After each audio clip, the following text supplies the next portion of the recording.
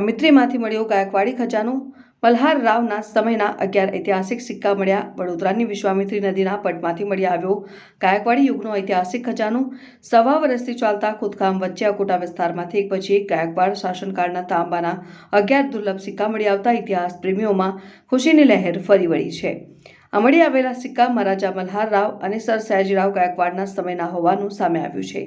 સિક્કા ઉપર પર્વત, ચંદ્ર, કમળ અને સરકાર જેવી ઐતિહાસિક નિશાનીઓ કોતરેલી જોવા મળી છે।